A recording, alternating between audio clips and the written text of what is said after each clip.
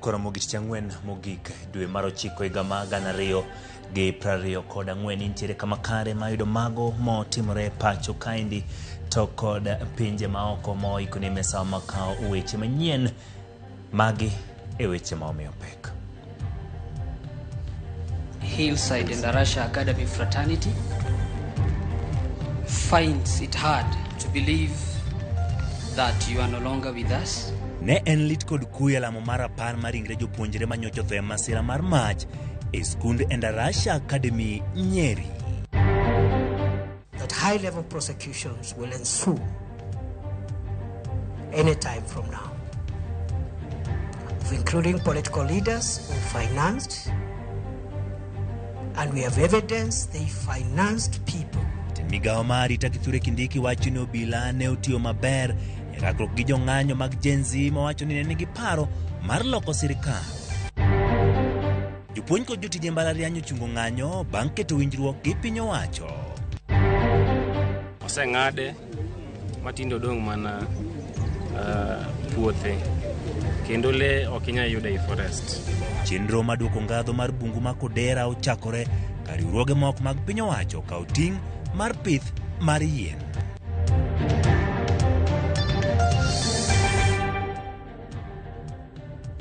Kamano nyakwara mogi kumiora mogi TV nitiere kama kare mondo miyud weche manyien mago mwa ikoni odiochieng' makawana gini bedo odiochieng' makare. Layo matudruok ponenari 36000 yudo achiel kachiel YouTube, Facebook kaachiel kod X mar Ramogi TV. Wago kod mbaka achiel kod mara mar Chieng' Emmanuel machiegni jaloko marwa en Belinda Adhiambo. Jatend migao mar arita Ngire Kithure Kindiki osingo ni piny owacho dhi chako kawo okang' ne jotelo kod josiasa madito e pacho ka ma itudo gi siayo ng'anyo mowacho ni nen mar temo thulo piny owacho mar William Ruto oko. Kindiki molosi nyim komiti mar od bura dok ne obila e wi seyo kaluwore gi kaka ne girakore kod jong'anyo mag Gen Z. Fwambo marwa Chris Owino miyo ler. And finally, I have been asudite. Dweche adek bang' ng'anyo mag rowere mag Gen Z mane oweyo ji mathoth ka olalo ngimagi, jatend migao mar arita Profesa Kithure Kindiki pod onyonore motegno ni obila ne otiyo kaluwore kod chik.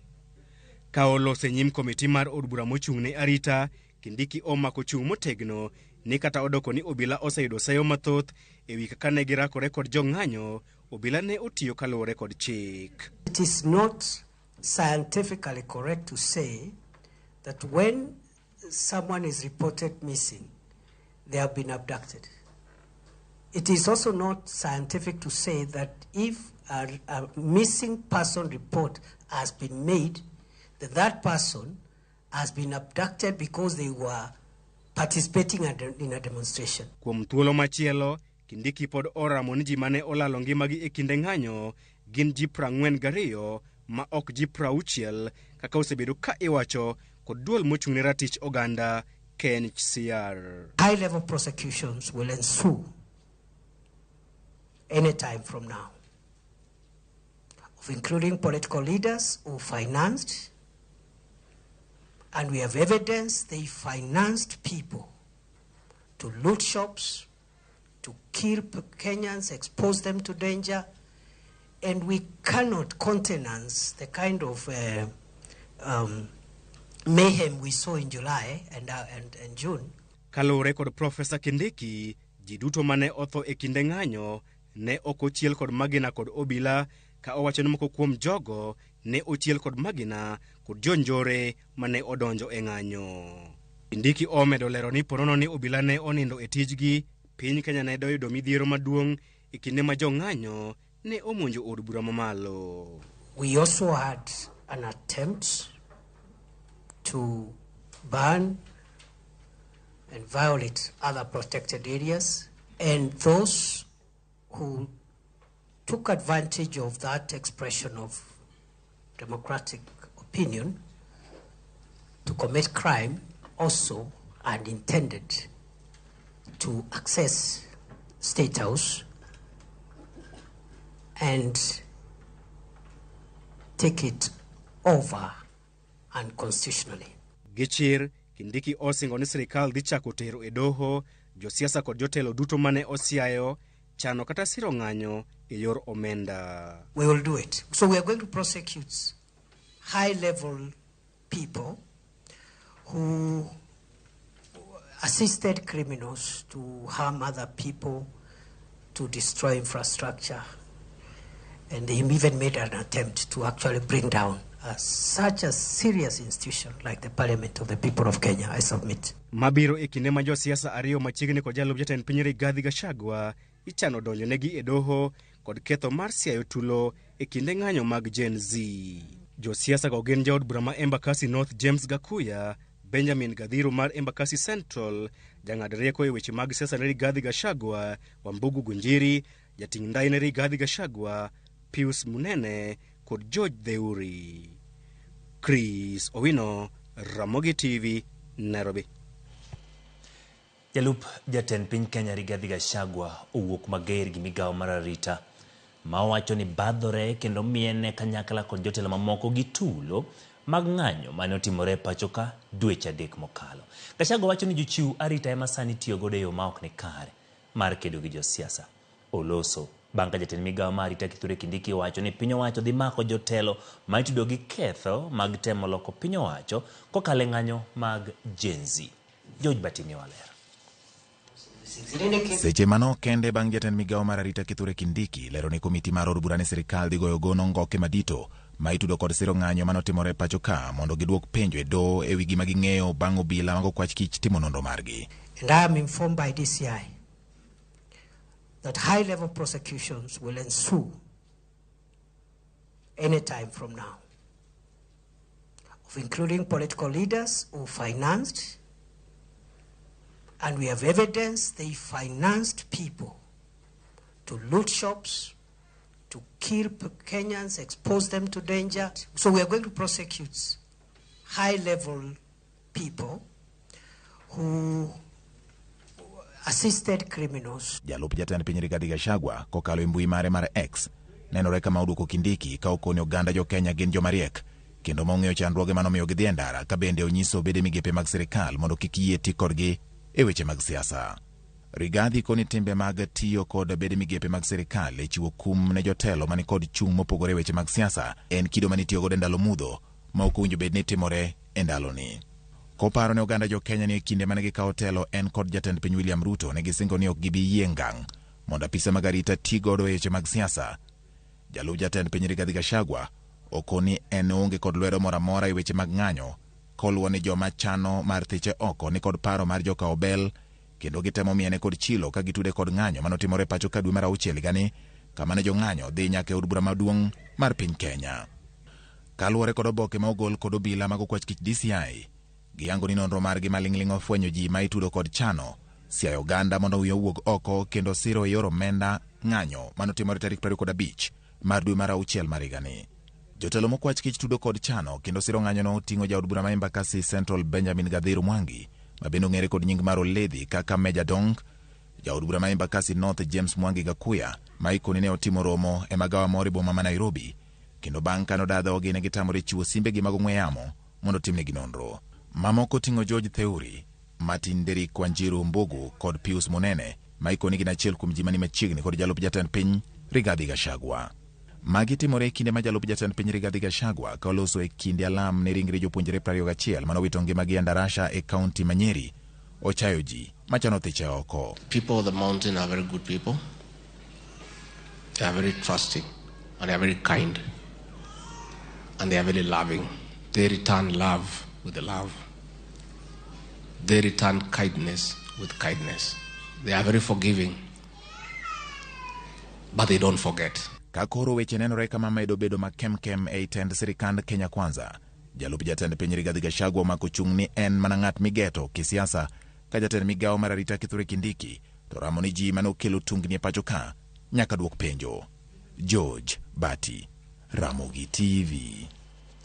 Kawere weche mag siasa, nyasi mar alam ne ringre jopuonjre manowito ngimagi e masira mar mach e skul primar ma Hillside e ndarasha no bagi kawuono.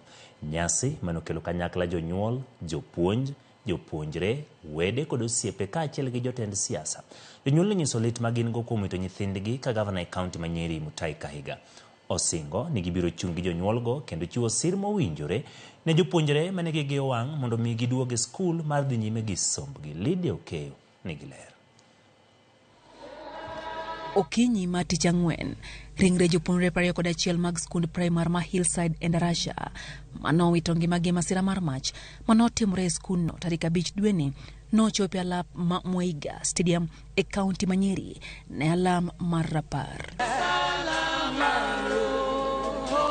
Achiel kachiel ne okelgi e hema manolosi ne nyasino ka ikogi gi jonyuol, jopuonj, wede kod osiepe manopong' gi lit kod kuyo. Kaluwore gi lit kod kuyo manokwako lwasino, jodolo nokawo thuolono ne lamo ne jonyuolgo manopong' gi mirima kendo gwedho ringre jopuonjrego kuom thuolo mogik kane pok otimnegi nyasi marigo.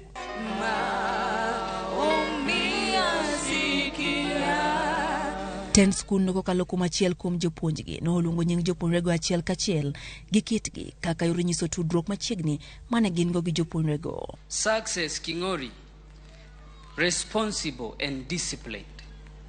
Samvin Munene, cheerful and well-groomed. Japuonj Benson onyiso lit ma skundno nigo kuom wito jopuonjre 21 go moko mane gichako godo katindo kendo kochako skul kod mago mane odonje skundno ka oya skunde mamoko. We, Hillside and Ndarasha Academy Fraternity, finds it hard to believe that you are no longer with us, with memories of your hands holding pens, writing assignments, drawing with pencils and coloring with crayons. CBC has been interesting. Jopuonjre mag skundno nyiso lit ma gin go kuom wito jowetegi ma gisebedo ka gisomo godo kendo gisebedo ka gidak godo kaka owete. We've come a long way. We've learned together, played together, ate together, and prayed together. It's painful that all these moments are now but beautiful memories. Together, we worked tirelessly in the big hope that in the long run, we should become that which we had constantly reminded ourselves we would want to become when we grow up. Jonyuol jopuonjrego manopong' gi lit kod kuyo oduoko erokamano ne Nyasaye kuom mich mar nyithindogo kendo osingo siko paro nyithindgi kata mana bang' masira makamano. We parents choose not to complain, but sojourn on with your wonderful memories of joy, laughter, courage, which you brought in our lives. Your memories will continue to inspire and uplift us as we navigate this world without you. Josiasa manoyore nyasino kotenegi gi jalo jatend piny Kenya Rigathi Gachagua otimo mos kuom masira makamano ka gavana ma kauntino Mutahi Kahiga osingo ne gibiro chung' gi jonyuol mawito nyithindgi kendo chiwo negi sir ka bende osingo chiwo sir mowinjore ne jopuonjre 143 mag skundno ma sani ni pacho bang' masira makamano mondo mi giduogi e skul kendo gidhi mbele gi sombgi. These young souls, innocent young boys, our heart cries for them. When you look at them, their innocence, they are no more. It's much better for parents to be buried by their children as opposed to parents burying their children. Wale watoto walirudishwa na moto zero, walibaki na uhai na nguo ambazo walikuwa wamevaa. Kila kitu kingine chote kiliungua. Kwa hivyo tukaonelea kama kamati tutahakikisha tumewapatia dignity ticket, kitu kidogo ndio waweze kurejea shule. Jatend Wiper Kalonzo Musyoka ogolo paro mar loko nying skundno obed Hillside e Ndarasha Memorial kaka rapar mar jopuonjrego. Mheshimiwa Waziri wa Elimu, I handled Changoli tragedy when I was the Minister for Education. Like you, those were secondary school young children. It was tragic. Then we came up with this amazing approach kwamba katika all the school dormitories, jameni msikubali milango ifunguliwe kindani. I was going to propose a name in memory of these little ones here, Hillside and Ndarasha Memorial School. Chenro mar iko jopuonjrego nochakore kawuono bang' nyasi mar alam kama jopuonjre 9 noiki e miechgi. Jopuonjre 10 geno ik tich abich ka 2 ma odong' ibiro iki chieng' ngeso. Lydia Okeyo, Ramogi TV. Nyasaye oket chunygi kamokwe pod en wach malit ahinya ka wadhi nyime. Kodong' mandala bich kende to iloro chenro mag okuma mag thieth mar NHIF kendo chenro mar okuma mar SHIF chakore ayanga. Jotelo migawo mar thieth medo jiwo jopiny mondo ondikre e chenrono. Kata kamano jopiny bende pod nigi ng'ur maka gi kacha ewi kaka chenrono itayo. Direkta mar migawo mar thieth Laktar Patrick Amoth olero kaka chenrono biro timore. Cleophas Oluoch nigi ler. Maduong' e migawo mar thieth Dr. Patrick Amoth ochiwo ler ewi chenro mar siro thieth ma pacho kae lai manyien mar SHIF ka owacho ni en gino maber ne jo-Kenya duto mabiro bedo ka ondikore e bwo ndalo 5 mabiro. To jogo ma yutogi ni piny, gibiro chulo ang'o? To sirkal chano keto negi omenda marom nade monego gichul? Nitie pinje mibiro penji dak e ot machalo nade, in gi stima dalani ka mabe wanyalo neno. Pi mitiyogo iomo pi e yawo kose in gi pi e ot, in gi vifaa mag ot ka inie gi TV moro, inie ga piko ni moro. Kwang'iyo mano gi gik moko duto mang'eny, obro miyo wan to ng'ani yuto ne nyalo chalo kama. Koro kwaseng'e yuto ni chalo kamano to wagola tamalo 2.75 kuom yuto ni mane mabro bedo contribution ni. To ka bed ni be watimo mano to wanwang'o ni in ng'ama ok nyal, onge giminyalo chulo, sirikali mabro kawo ting' ma chudo ni. Pogruok mane mantiere kind NHIF kod SHIF? Gigo duto mane ni NHIF okel e SHA. Gimwatimo en nano wamedo kidienje moko mondo bed maber mondo okony japiny. Jo-Kenya mathoth thoro wuok oko kendo manyo thieth e pinje maoko. Yangore ni thieth makamano dhi bedo ka ichwalo e SHIF. Ka daktari mari ondiko ni Victor koro dwaro no dhi otim ni gima kama to gino onge e Kenya ka, thieth maoko no be SHA biro chungi.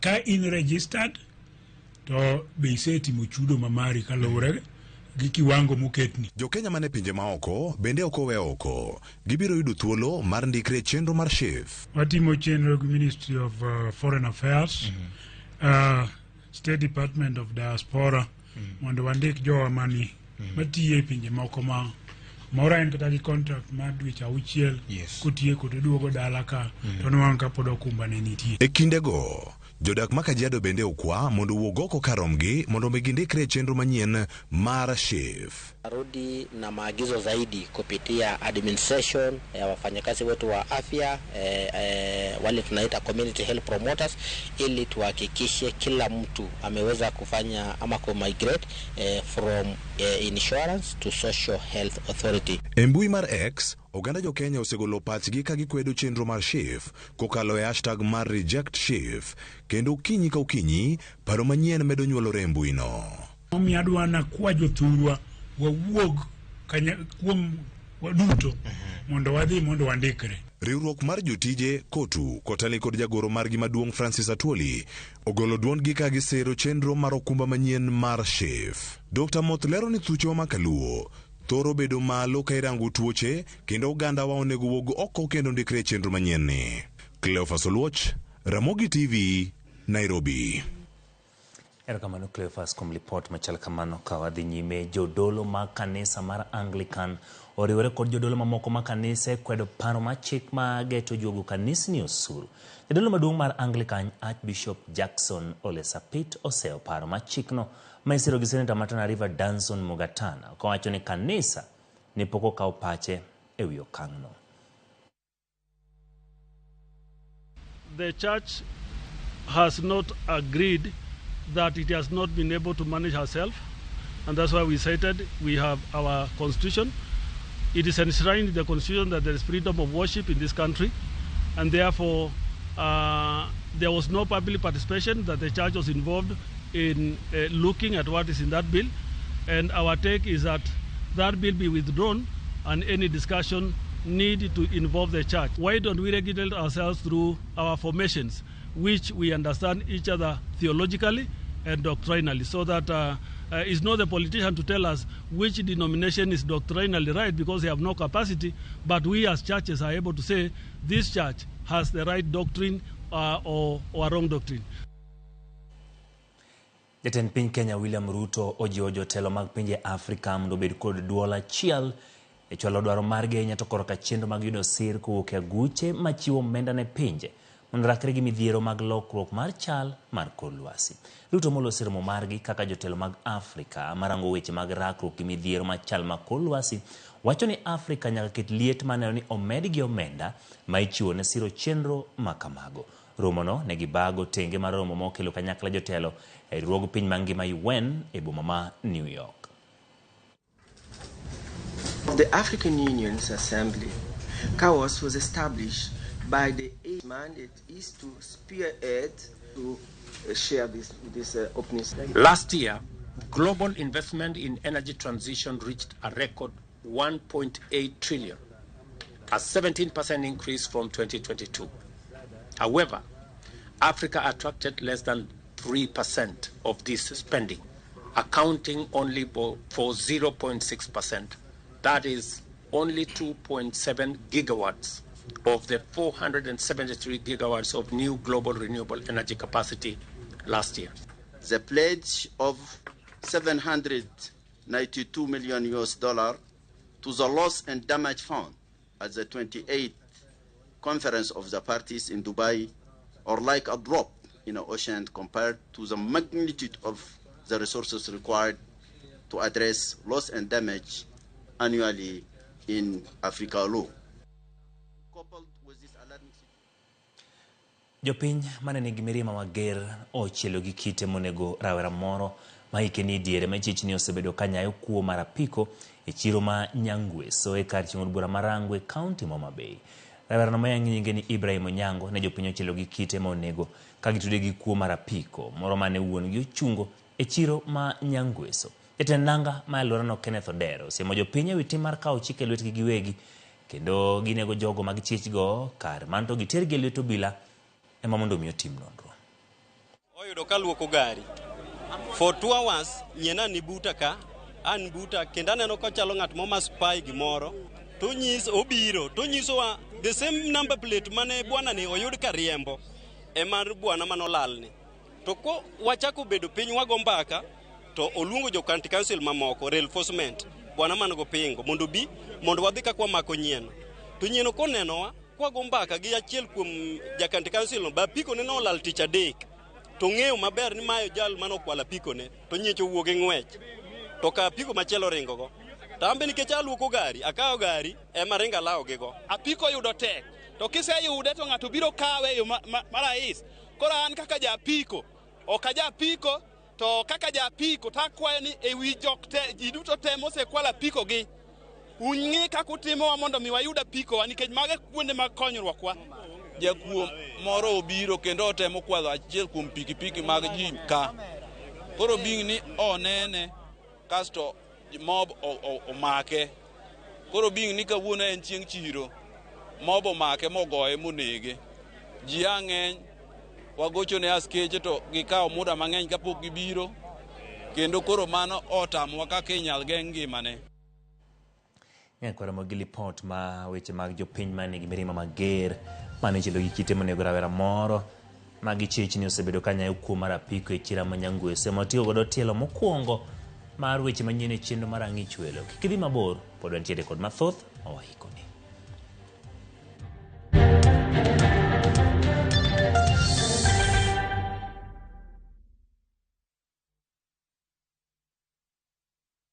Jipange na View sasa imerudi kwa mbwembwe na vishindo. Jipange leo kwa nafasi ya kujishindia mamilioni ya pesa. Jipange ushinde na View sasa. Bonyeza *487*3# na uweke 50 bob tu au tuma kwa paybill number 724177, account number ikiwa ni nambari yako ya simu. Utapata content na point 50 za kuingia kwenye draw ya kujishindia 50,000 kila siku, milioni moja kila wiki na grand prize ya 3 million shillings. 3 million shillings. Jibambe na content nyingi zaidi, uongeze chances zako za kushinda. Jipange na View sasa. Weka 50 bob tu na huenda ukajishindia 50,000 kila siku, milioni moja kila wiki na grand prize ya milioni 3. Sheria na masharti kutumika. Imeidhinishwa na BCLB namba 0000130. Female genital fistula FGF en tuo ma ikelo kod muoch ma oremo kuom kinde malach ahinya to kokawo okang' mapiyo mar manyo thieth ma inyalo kelo mol mar oko matin gi maduong' ma ok chung'. Kik ibed gi luoro. Fistula inyalo geng' kendo nyalo thiedhore. Royal Media Services, Migao mar thieth e kaunti ma Migori, M-Pesa Foundation, kaachiel kod Flying Doctors Society of Africa, sani kwayo mine ma odak kod tuo mar fistula mondo wuog oko ne thieth manono mar fistula mabiro timore tarik 20 dwe mar 9 higani mar 2024 nyaka tarik 2 dwe mar 10 higa mar 2024 e Migori County Referral Hospital. Monige mathoth ywa tole namba 0727 337 337 kata 0735 kanyakla waduokuru nyadhi gi geno ne mine ma odak kod fistula.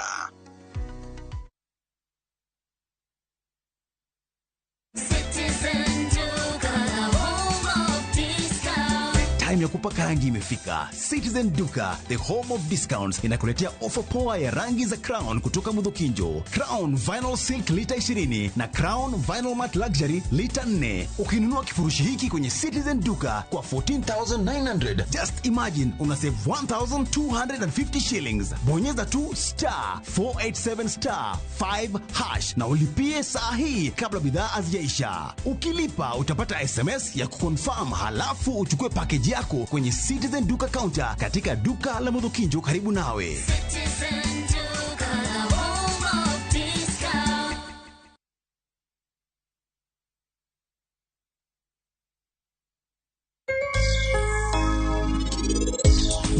Ng'ani ne okakan rech auso gi order. Koro by the time marech biro na kaka ineno gi ng'enyno, mano mino ni gin gi jomo osechiwo order gi. Ng'ama dwa chako ohala ni nyaka bed gi chuny mokwongo. Nyaka bed abeda gi chuny kabisa, nikech nitie sama tich nyalo lal kata dweche 2 ma kionge chuny tiweri godo. To nitie sama tich nyalo biro maduong' makoro ine bero ohala ni. Mondo client o trust nyaka bendi bed kod cleaners mi trust. To gimoro be mondo client o trust nyaka iti tich maber.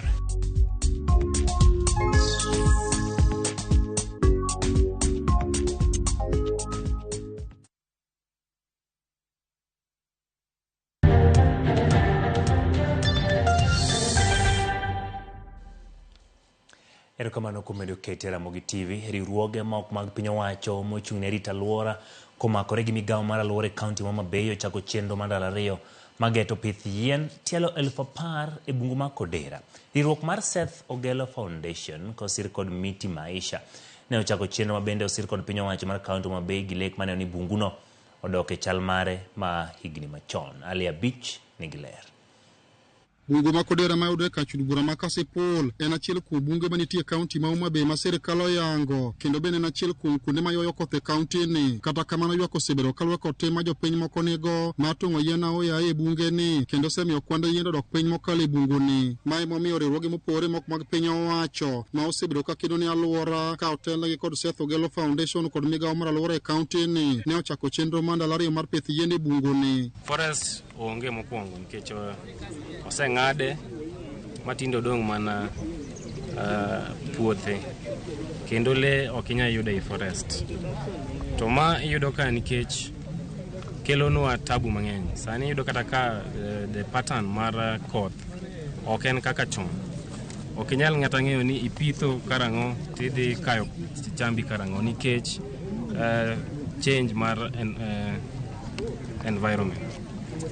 Koro kawuono ne wan gi chenro mar pidho yien mondo mi waduok kata watem mondo mi waket kuma nosebedo ong'ad yien piny mondo odogi e wang'e. Chenro no mar ndalo 2 mar pith yien e bunge ma Kodera geto pith mar yien tielo gana 10 e bungu ni kaka achiel kuom chenro ma gin go maduogo bungu ni e wang'e. Koro first phase ne wan gi target ni mondo wapidh yien 10,000. To wan gi phases kendo mabiro timo ndalo mabiro mondo mi wan target wa mondo mi mawadwa ni wapidhe i Kodera kende and at least 1 million. Koro wadwaro ji mondo ng'ewa mondo kwa bet pamoja to wanyalo pidho to yien gi onge ng'at momiwa pesa. As members we contribute because that is our social responsibility. Jatend migawo mar alwora sirikand kaunti ma Homa Bay Joash Aloo wacho ni gitiyo kanyakla kod migepe mamoko mar neno ni bungu ma Kodera oriti kane ogolo siem ne jopiny ma osebedo ka tong'o yien aoya e bunguni. E kinde ni wan gi chandruok maduong' e piny mangima miluongo ni climate change kata lokruok marach mar kor lwasi, kendo en gima koch mosemiyo wabedo kod pek e yore mag liet kaachiel kod nembewa bende tuo, to samoro bende giyienyo, to wan kod tuoche bende mang'eny makoro biro nyaka kuonde mane malaria ok bedie. To e kinde makoro wantiene, koro nyaka wachiew kendo wane giminyalo tim. Omiyo yien ok wapidh Kodera kende, wapidho yien, nyacha wapidho yien God Nyango Forest. Ka komiti mar jogweng' marango dongruok mar bunguni ne okone gibiro tiyo kanyakla maneno ni yiende mane opidhi oriti e yo mowinjore. King'iyo lokachande en yiende ma indigenous. Ma indigenous go be watamore ok ng'adi. To bende waketo education kaka sani donge. Ne kuyie turiti yien nikech kiny nyathini kata nyathini biro konyore. Ali Abich, Ramogi TV, Homa Bay. Omenda ma oketenge ne chenro mag gedo kod lokruok ma kor lwasi kaunti ma Migori omedore kowuok shillings milion 279 e omenda ma 2022 2023 nyaka omenda maromo shillings bilion 1.3 e omenda mar 2023 2024 kaluwore kod lipot mogol kowuok kuom riwruok ma Devolution for Climate Change Adaptation Program. Thoth omenda ni kata kamano chiw kod riwruoge ma ok mag piny owacho masiro chenro makedo kod lokruok ma chal ma kor lwasi. Jo Juma nigi lerno. Kedo kod lokruok ma kor lwasi en twak madhi nyime e piny mangima. Piny Kenya kaachiel kod kaunti ma Migori. Okenge ma opogore opogore ma oting'o pidho yiende, keto omenda tenge mar kedo kod lokruok ma kor lwasi, keto chike makare, gin moko kuom okenge ma kaunti ma Migori oseketo mar kedo kod lokruok mar kor lwasi. E higa mar 2021 kaunti ma Migori ne oloso chike 3 madongo makonyo e kedo kod lokruok mar kor lwasi ma oting'o manyo ma kedo kod lokruok mar kor lwasi ma idendo kaka Climate Change Act 2021, chik mang'iyo kaka omenda ma itiyo godo e kedo kod lokruok mar kor lwasi kod ikete tim ma ong'ere kaka Climate Fund Act 2021. Penjo maduong' en ni bende chike oseketie tim, to bende kaunti ma Migori osego okang' makare mar kedo kod lokruok mar kor lwasi. E komenda mar 2022-2023 Migori County nokoketo pesa maber ahinya ne weche mag lokruok macha ma kor lwasi. Ne giketo maromo milion 279 ne yore mag lokruok mag kor lwasi ma noken gima ber ahinya kaluwore gi pesa manodhi e yore mag dongruok miluongo ni development budget ma en 3.5 billion. Climate Change Fund Act wacho ni at least 2% of the annual budget should be allocated to climate change related actions. So we have seen a lot of improvement towards that direction, which is good. Mike Joseph Meteorogno mar Devolution for Climate Change Adaptation Program mane wuoyo e kind romo mane okelo migepe mopogore opogore ne owacho ni piny owacho mar kaunti ma Migori osetemo, kata kamano pod nitie mathoth mapok gitimo. Climate Change Act nokale higa mar 2021. Wan gigni adek down the line. Down the line Migori County poko otengo pesa. Magiwacho ni maa en ma 2%, and that one is a challenge. Kalwe ko chik mangi weche go mag lokruok mar kor lwasi ma ong'ere kaka Climate Change Act 2021 mar kaunti ma Migori, migepe duto mag kaunti maromo 10 onego bedi kod chenro mag kedo kod lokruok mar kor lwasi. Kata kamano, lipot mogol kod riwruogno ma Devolution for Climate Change Adaptation Program yango ni thoth migepegi pok oketo ma itim. Education, Department mag Gender, Department mar Land and Physical Planning. Inwango ni kan watim analysis mar nwango ni departments go te. Gin in terms of climate change mainstreaming negi score 0. Lipot ni bende yango ni apramal maduong' mag omenda ma itiyo godo e kedo kod lokruok mar kor lwasi e kaunti ma Migori osebedi ka chiwo korego mok mago mag piny owacho, kamano moket kod piny owacho to pod tin mokalo. Migori County is focused mostly on the donor fundings. Koro en gima rach ahinya ka chieng' ma donor fundings oweyo. To waneno ni as a county ok wadhi maber ahinya, kendo mane momiyo county owinjo beno pull up their socks. Kire pesa ma development partner okelo mondo ti godo. Pesa no wadwa neno lerne maber nen pesa di activities mage manotimgo. Dwaro bende nitiere mondo koro piny owacho koro nywan pach oganda duto e kedo kod lokruok ma kor lwasi. George Juma, Ramogi TV, Migori. Bod mar Munispa ma Bondo ogolo ng'ur ewi wach mar taka ma ipuko aoyaye boma ma Bondo gi alwora mare. Tend Munispa no ywak ni chido ma boma no okel gi tim mar puko taka kuonde ma ok owinjore ma itimo gi jodak e boma no. Yangore ni wegudi manie boma ma Bondo ni kod tim mar choko taka mochido kaeto gipuko e bath kata genga paya.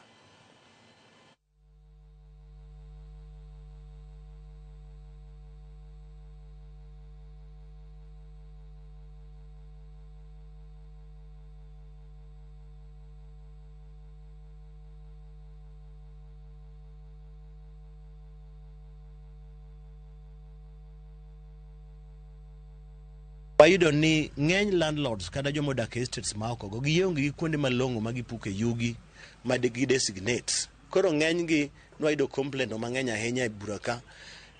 Gik moko kaka sanitary towels kata mana pampers gido ni landlords gi boyo e gunde gotieno to giwite bath ndara. Mokwongo ma en illegal dumping. Koro wan gi chenro maber, wadwa luongo landlords gi duto te wabed kodgi e bura, wadwa winjore kodgi kaka wanyalo tiyo. Wadwa ni mondo wakonyre mondo yugi duto mawuok kata estates gi wayud kaka gibedo channeled mondo gichop kama onego gidhiye dumping site. Wakwayo jo Bondo e yono makende. Municipality no biro ne wan wawegi to en gima pod nyathi gima wendo e kindwa. Omiyo akwayo ni ng'ato ka ng'ato mantiere e Bondo wadwa ni ubed ambassador mar municipality. Omiyo jo weg chiayo mawuotho Bondo helu ewa kelonu kwayo makende ni ka uyie to ung'iye kaka unyarito chiayou mondo kik giwuoth sate Bondo sana gotieno. Kwara magitok lipot mowuok e gwenge mag Bondo kotenore kod chido mar boma no to kod wito taka oyaye wakawo godo yweyo mar ariyo kik idhi mabor. Kwa duogo wantiere kod weche mag tuke.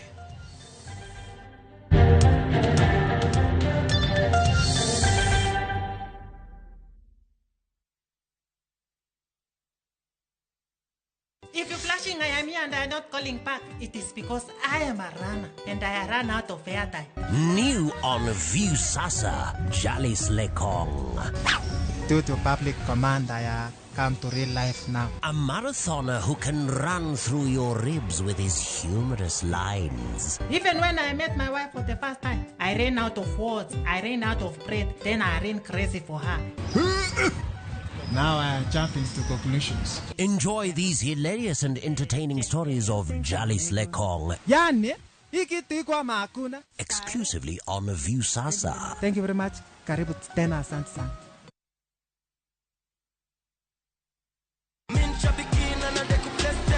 Brate, huu mwezi usiache life kuweke kwa kona. Kama hivi shabiki.com tukupeleke na rada Boost account yako na 3 million in cash prizes on Shabiki Aviator. Kaza ndege yako to the highest multiplier, shinda 50,000 kila siku, halafu grand prize ya 350,000 Kenya shillings kila wiki. Runway iko so clear. Usiache pesa ikupite. Jiomoshe na Shabiki Aviator. Shinda 3 million in cash prizes. Not for persons under the age of 18. Authorized and regulated by BCLB license number 428.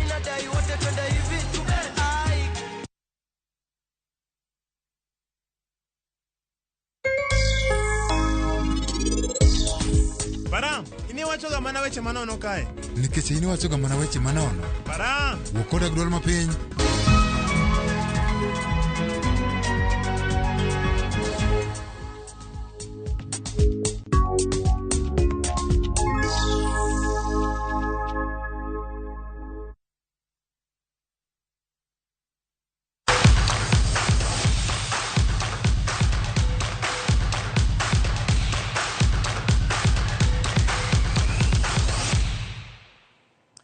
Boniface Wasonga, japur mar rabuon mawuok e kaunti wa Migori, jaloch mokwongo mar tugo ma Jumoshi na Shabiki Avieta jumani. Wasongano leo silings 350 e piemno mano chaki juma mokadho. Boniface notiyo kod silings 50 ma tugo no kaloyo silings 80,000.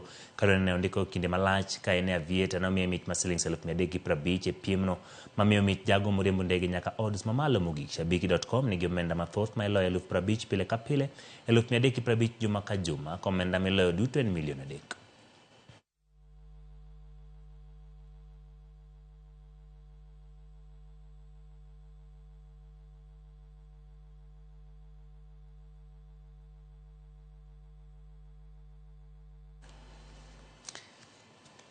Ethan Nwaneri ne oleo gonde 2 kendo konyo Arsenal leo Bolton gonde 5-1 e tugo mar League Cup tielo mar adek otieno manyore pap ma Emirates.